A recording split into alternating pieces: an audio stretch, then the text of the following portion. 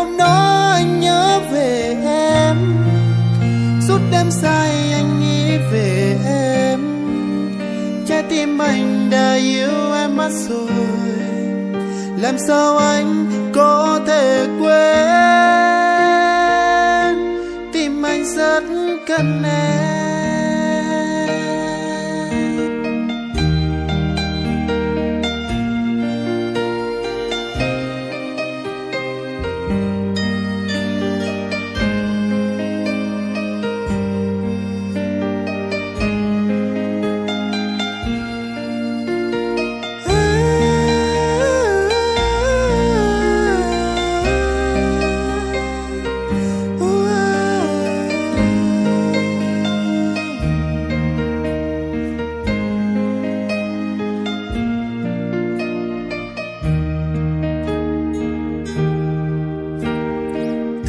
Lần đầu gặp em, từ lần đầu gặp em, tim anh bối rối.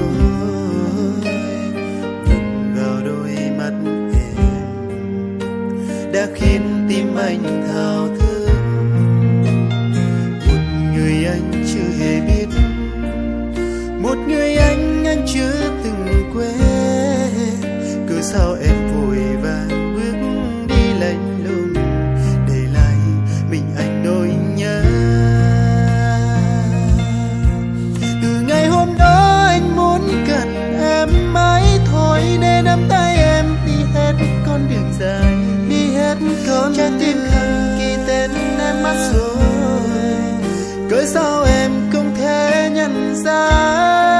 Và ngày hôm đó anh nhớ về em, suốt đêm say anh nghĩ về em.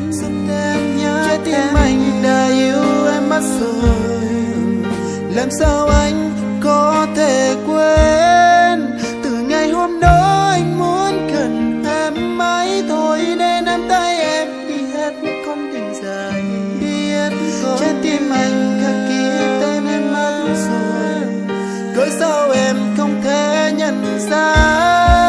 Và ngày hôm đó anh nhớ về em, yêu em suốt đêm say anh nghĩ về em. Trái tim anh đã yêu em mất rồi, làm sao anh có thể quên. Tim anh rất cần em.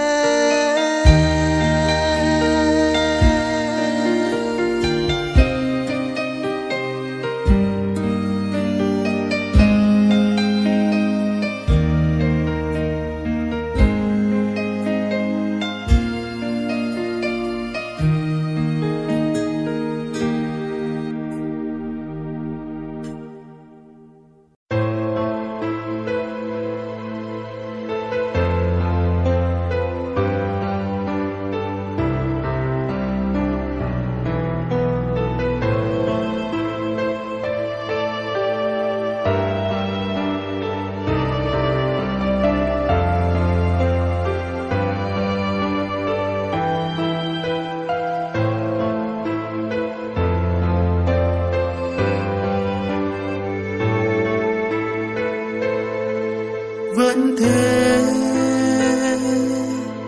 tình anh vẫn mãi trao em, không thể thay đổi. Dù anh biết em không phải của ai, mà anh vẫn có chấp yêu em. Đối với em đâu có nghĩ gì, thế mà anh vẫn giữ trong tim. Và ngày tháng